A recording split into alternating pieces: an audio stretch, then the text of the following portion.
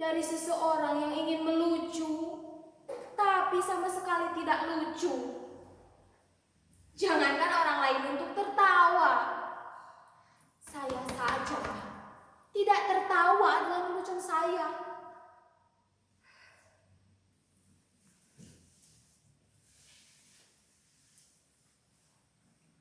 Mungkin kalian berpikir, jadi badut adalah pekerjaan paling gampang. Tinggal bertingkah konyol dan orang-orang akan tertawa. Tapi kalau kalian jadi saya, kalian akan mengerti sama sekali tak mudah membuat orang tertawa. Lagi pula, di zaman ketika orang-orang mudah tersinggung, mudah marah, membuat lelucon tak segampang yang kalian bayangkan. Bisa-bisa hanya karena sebuah lelucon kalian dipidanakan. Kawan saya seorang pelawak. Kini dia dipidanakan. Coba tebak kenapa? Ya, karena sebuah lelucon yang kemudian dianggap sebagai penghinaan. Kalau tidak salah, dia bercerita tentang seseorang yang memanjat pohon kelapa jam 10 pagi. Lalu di sana, dia mengumandangkan azan subuh.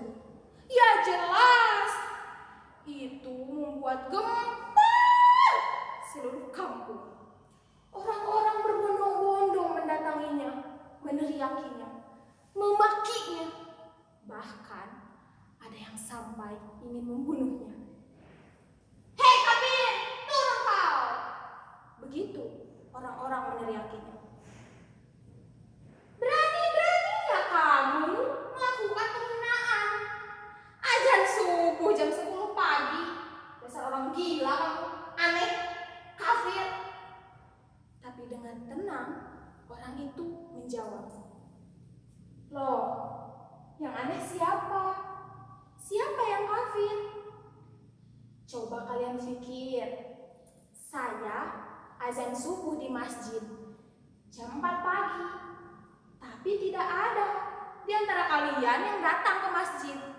Lah sekarang, saya azan subuh jam 10 pagi, kalian malah berbondong-bondong mendatangi saya. Coba pikir, siapa yang aneh? Siapa yang kafir? Orang kok mengkafirkan orang hanya karena berbeda, jadi bermusuhan. Saya tak habis pikir, kenapa orang-orang zaman sekarang suka sekali bertengkar. Dulu, Descartes pernah bilang, saya berpikir, maka saya ada. Tapi orang zaman sekarang bilang, saya bertengkar, maka saya ada.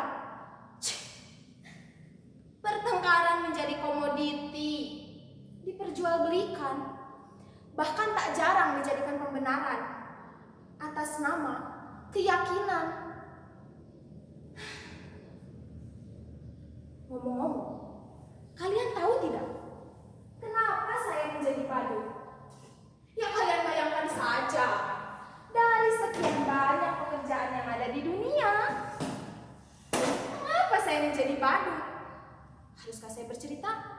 Baiklah. Tapi sebelum saya bercerita, kalian harus janji dulu ya, tidak akan merekam, apalagi memviralkannya. Oke?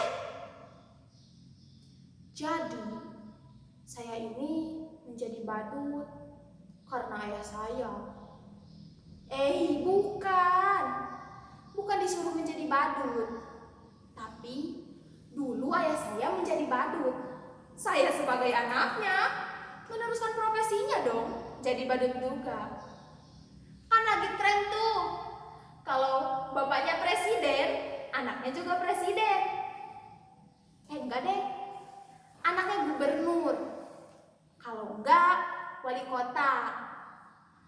Sudah, jangan ngomong melantur nanti saya malah ditangkap.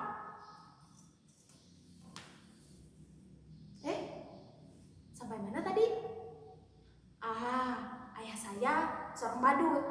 Iya, dulu kata bapak saya, menjadi badut itu pekerjaan yang lumayan.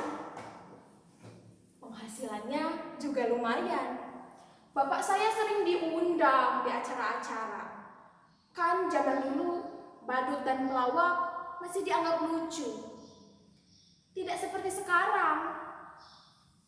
Pelawak saja kalah lucu sama politikus.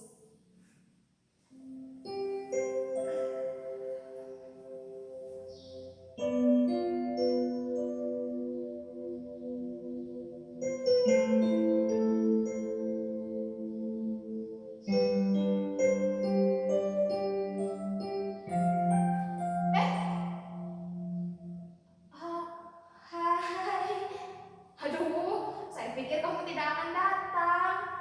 Ayo silakan. Duduklah. Kamu mau minum? Atau mau makan? Sebentar.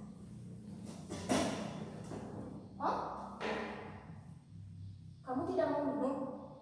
Tidak mau makan? Syukurlah. Lagi pula, saya tidak punya apa-apa sekarang ini. Tapi, kalau kamu mau makan, kita bisa pesen GoFood. Tapi kamu yang bayar. Yang datang tadi itu pacar saya loh. Jangan tersenyum meledek begitu dong. Saya kan juga manusia. Bisa falling in love. Bisa punya pacar. Tampan kan pacar saya? Namanya Zain.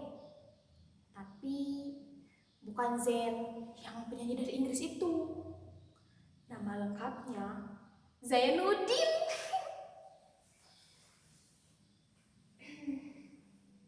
Terima kasih loh, kamu sudah mau menemui saya. Saya pikir kamu sudah melupakan saya. Terima kasih kalau kamu sudah selalu ingat saya. Kamu rindu saya? Saya juga.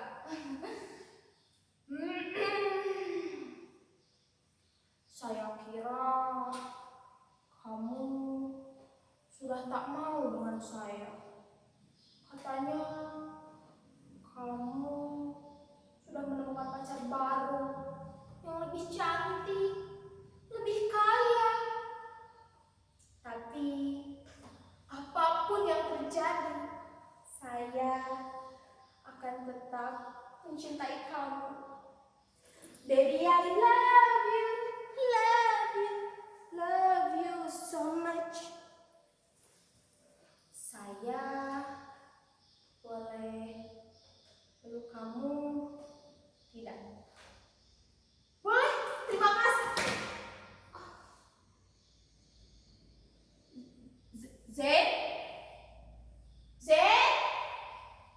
Zainuddin.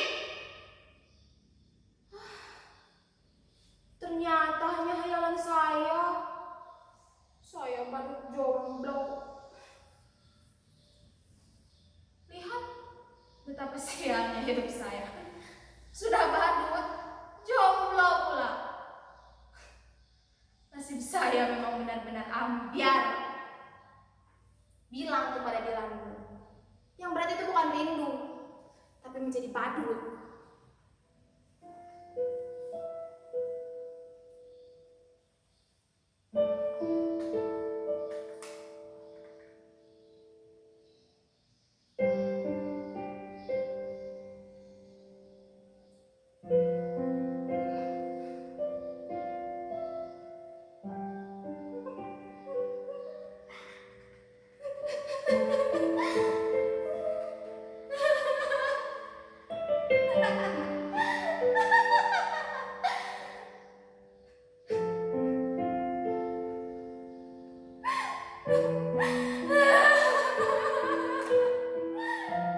Saya ini badut yang sia. Saya badut yang sangat sia.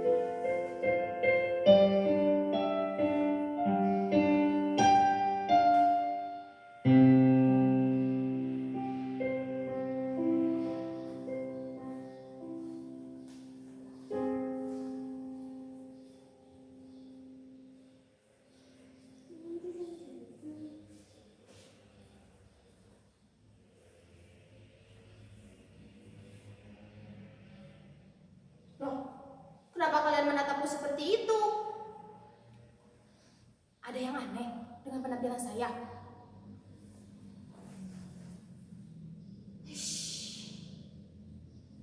Lihat, padahal saya sudah tampil keren seperti ini, perlendek seperti ini. Tapi tetap saja, saya hanya seorang badut di mata kalian. Tapi nasib memang aneh. Selalu memberikan kejutan-kejutan yang tak pernah saya bayangkan. Saya tak pernah loh membayangkan akan jadi seperti ini. Barangkali ini memang takdir saya. Tapi bicara soal takdir, saya jadi teringat hari itu. Hari di mana saya diundang untuk menghibur di acara partai tepatnya. Kalian tahu, orang-orang yang hadir di sana tertawa terbahak-bahak karena penampilan saya. Padahal saya tampil biasa saja, malahan jauh dari kata lucu. Tapi orang-orang di sana sangat terhibur. Seakan saya itu orang paling tolol waktu itu. Saya hanya menjentikan jari seperti ini. Orang-orang tertawa. Lalu saya hanya menggerakkan bokong seperti ini. Orang-orang makin tertawa. Bahkan saya hanya diam seperti ini. Mereka tertawa terbahak-bahak. Seakan saya adalah orang paling tolol waktu itu. Sungguh, saya tak pernah merasa setolol pada waktu itu. Tapi setelah itu seorang pimpinan partai mendatangi saya. Dia memuji-muji saya, menjabat tangan saya. Dia bilang saya itu sosok yang karismatik. Dia bilang seperti ini. Zaman sekarang menjadi pemimpin tak perlu cerdas, tak perlu pintar. Yang penting Semakin banyak yang menyukaimu, semakin besar pula kesempatan kamu jadi pemimpin. Tak peduli benar ataupun salah, yang penting kamu disukai. Mau ngibul sebanyaknya pun tak penting. Dan kamu adalah sosok dengan bakat besar seperti itu. Mungkin orang-orang tertawa menertawaimu, tapi ketahuilah, mereka itu menyukaimu. Dan di partai, orang seperti kamu sangat dibutuhkan. Lalu, setelah itu, saya didandani Neci seperti ini. Iya, seperti ini. Saya didaftarkan jadi pilkada. Tapi saya tidak tahu apa itu pilkada. Iya, saya tidak tahu apa itu pilkada. Bedanya saja dengan PilKB, saya tidak tahu. Tapi ada yang bilang, katanya PilKB itu jangan coba-coba buat anak. Makanya banyak anak-anak pejabat yang coba-coba ikut pilkada. Dan kalian tahu, saya menang pilkada. Tapi sungguh, saya benar-benar tidak tahu apa itu pilkada. Jangankan pilkada, ijazah saja saya tidak punya. Tapi mereka bilang, tenang saja, ijazah bisa dipalsukan.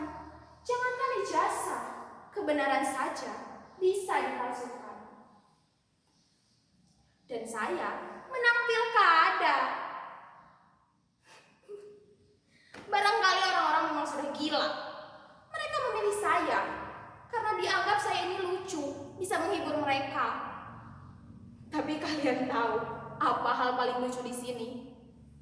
Dulu, ketika saya menjadi badut, saya tak pernah berhasil membuat orang tertawa. Tapi kini, setelah menjadi pemimpin, saya berkali-kali membuat orang tertawa terbahak-bahak. Karena itulah mengapa saya bilang, saya ini badut yang sial.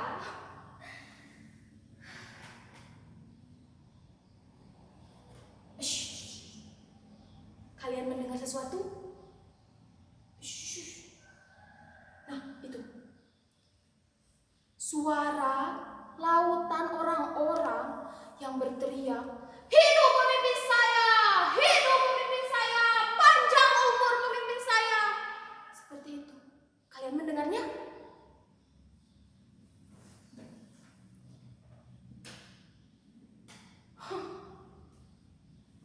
Dulu saya menjadi badut.